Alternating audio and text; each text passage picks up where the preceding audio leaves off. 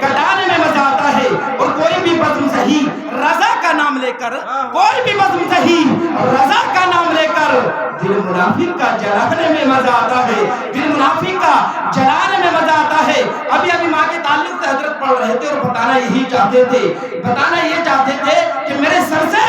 میری ساری مصیبت ٹال دیتی ہے۔ حضرت نے جو فرمایا بڑا بہترین فرمایا، اور یہ حق ہے، والدین سے آپ محبت کیا کرو، والدین کو سروں پر رکھا کرو۔ والدین کو کہاں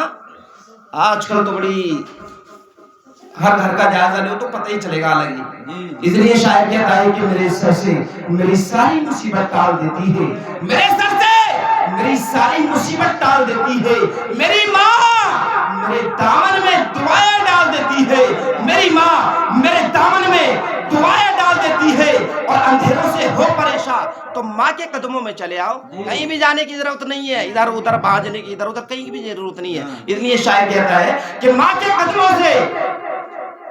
کہ جہاں پر شاعر کہتا ہے میرے سر سے میری ساری مصیبت ٹال دیتی ہے، میری ماں میرے دامن میں دعائیں ڈال دیتی ہے، اور اندھیروں سے ہو پریشان تو ماں کے قدموں میں چلے آؤ، اندھیروں سے ہو پریشان تو ماں کے قدموں میں چلے آؤ۔ اگر ماں چاہے تو مقدر میں بھی اجالے ڈال دیتی ہے، اگر ماں چاہے تو مقدر میں بھی اجالے ڈال دیتی ہے۔ آپ حضرات سستی نہ پکڑیے، اس لیے شاعر کہتا ہے کہ خاموش رہنے سے طوفان بھی آ جاتا ہے۔ آپ ایسے بیٹھے ہوئے یار، سبحان اللہ بول دو کہ خاموش رہنے سے طوفان بھی آ جاتے ہیں، گھر میں اگر فاقہ ہو تو مہمان بھی آ جاتے ہیں۔ مہمانوں کو بلانا چاہتے ہو، خرچہ کرنا چاہتے ہو تو بول دو کچھ، مچل کر بولیے سبحان اللہ، ایک مت بولیے یا رسول اللہ۔ شاعر کہتا ہے کہ ماں کی چاہنے والا کہ سب صحرا مجھے گھر لگتا ہے، کرم بھائی، سب صحرا